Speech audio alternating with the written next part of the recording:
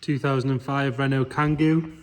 This one has been converted from new by a company called Gowring's Mobility into a wheelchair access vehicle.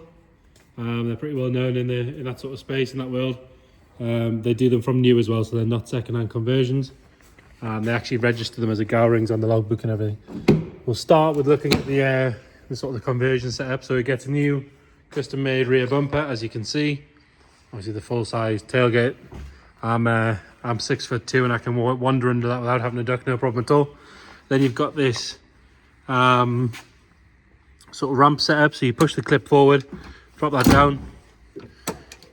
Really nice and light and easy to do. Drop that down and then drop the other side, and there's your ramp. Obviously you've then got access to the back where you've got your belts and everything. There is a third seat in here as well. 2 sliding doors, 1 on each side.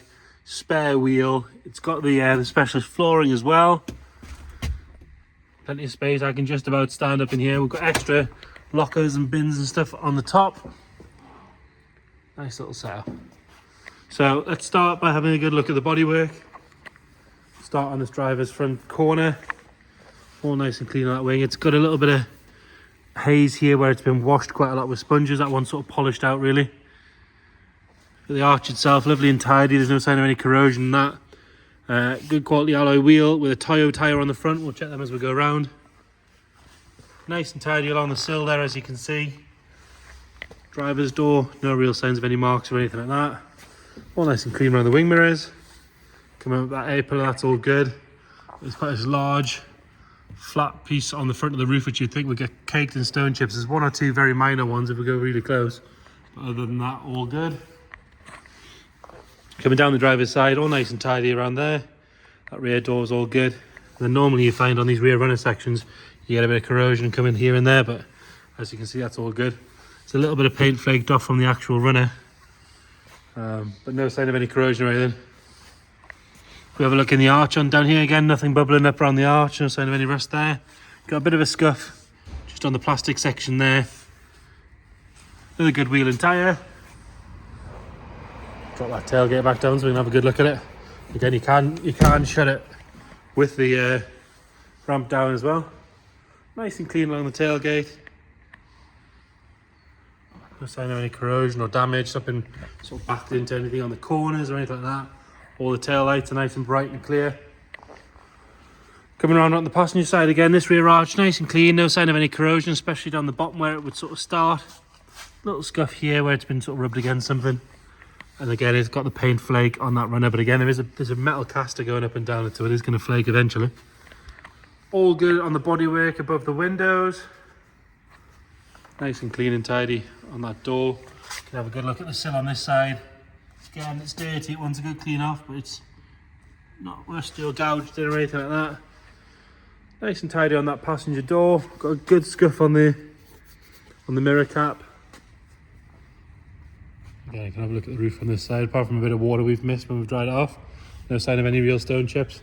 We do have a stone chip in the windscreen there, but it is outside of the driver's field of vision from what I can tell, so it won't be an MOT failure or anything like that. Bit of a scuff on the front wing there. You can see them sort of caught something. But the arch, nice and clean and tidy. And then it has clipped the bumper on the corner, which has sort of cracked this bit of plastic and sort of pulled the bumper down slightly at once, slightly loosening off there and readjusting. Another good wheel and tyre. As we come around at the front, the headlights are nice and bright and clean, as are the fog lights along the bottom. And then on the bonnet, got a couple of little stone chips which have just sort of got a bit of surface rust on that once cleaned off. The rest of the bonnet all nice and straight and tidy. On the interior, this is the 1.45 diesel as well, actually, which is quite a popular little engine. Got electric windows in here. What else have we got? Air conditioning, CD player. It's got the Renault computer system as well. Nice and clean on that driver's seat. There's no real sign of any wear at all on the seat. Nice and clean in here. It doesn't have any sort of funny smells of smoke or moisture or dogs or anything like that. Again, as I say, you've got these sliding doors on both sides. You can see the backs of the seats are tidy. They've not been kicked or anything like that. Headlighting's all good. And in the back, nice and clean. Obviously been well cared for. Look in the passenger side. Again, nice and tidy in there. No real signs of any wear on that seat either. This side of the dash, that's all nice and neat. There's no real signs of any wear on the steering wheel or anything like that, or on the gear stick. Right, we'll pull the bonnet while we're here and have a look under there. So it's a 1.45 4-cylinder diesel engine, that DCI engine that the Renault's had. You got them on the Clios and the Meganes and things like that. Nice popular little engine. We'll get it fired up. So it was driven here. I believe it was in regular use until not too long ago. Probably should have waited for the glow plugs, but there you go. Starts on the button. Nice and smooth under there. Nothing nasty flying out the back. Mileage wise, just got to flick through the computer there. I think you've got to wait for it to tell you that the oil's okay. We've got some lights on, one for the doors being open because obviously the doors are open, one for seatbelt because we've got no seatbelts on, and one for the handbrake. If we undo the handbrake, you'll see that goes away. And then mileage wise, we're on 57,029 miles, a nice low mileage.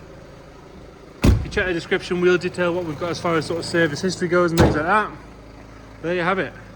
2005 Renault Kangoo 1.45 diesel, so DCI. If you've got any questions, please get in touch. Thank you.